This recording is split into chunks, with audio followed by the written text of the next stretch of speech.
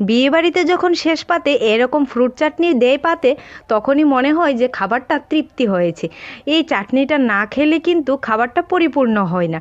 তো আজকের রেসিপি বিয়েবাড়ির মতো ফ্রুট চাটনি, খুব সহজভাবেই বানিয়ে তোমাদের দেখিয়ে দেব। এখানে আমি কিছু ফ্রুট নিয়ে নিলাম, আর হাতের কাছে যে সমস্ত ফ্রুট ছিল এগুলিই কেটে কেটে নিয়ে নিয়েছি। তো এখানে আমি টমেটো, আঙ্গুর ফল আর নিলাম কিশমিশ, আপেল, একটু তেঁতুল নিয়েছি আর কমলা লেবু। তো এগুলিকে আমি কুচি কুচি করে কেটে নিলাম। তো প্রথমেই কড়াইতে আমি জল দিয়ে দিলাম, আর হাফ বাটি থেকেও বেশি চিনিটা দিয়ে দিলাম। এটা পরিমাণ মতো দিতে হবে চিনিটা।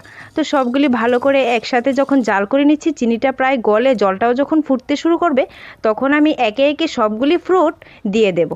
তো সবগুলি ফ্রুট দিয়ে কিছুক্ষণ ফুটিয়ে নিতে হবে, আর জলটাও এমন পরিমাণ মতো দিতে হবে যাতে ফলগুলিও ভালো করে সেদ্ধ হয়ে যায়, আর জলটাও প্রায় একটু ঘন হয়ে শুকিয়ে যায়। তো এখন আমি তেঁতুলটাও তাতে দিয়ে দিলাম। তো সবগুলি ভালো করে কিছুক্ষণ নাড়িয়ে নেব। এখন তাতে অল্প একটু লবণ আর একটু লঙ্কা গুঁড়ো আমি অ্যাড করছি। এটা স্বাদ মতো দিতে হবে লবণ আর লঙ্কাটা। তো এগুলি দিয়েও আমি কিছুক্ষণ নাড়িয়ে নিলাম আর ভালো করে ফুটিয়ে নিচ্ছি। কিছুক্ষণ ফুটিয়ে নেওয়ার পর দেখো প্রায় কালারটাও চেঞ্জ হয়ে গিয়েছে আর জলটাও শুকিয়ে গিয়েছে, সব ফলগুলি সেদ্ধও হয়ে গেল ভালো করে।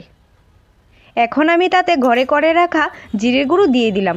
তাতে মৌরি, ধনে আর জিরে গরম করে আমি গুঁড়ো করে রেখে দিয়েছিলাম। তো এগুলি দিয়ে কিছুক্ষণ নাড়িয়ে নামিয়ে নিলেই রেডি হয়ে যাবে ফ্রুট চাটনি। আর এই বিয়েবাড়ির মতো ফ্রুট চাটনিটা খেতে কিন্তু বেশ মজা হয়।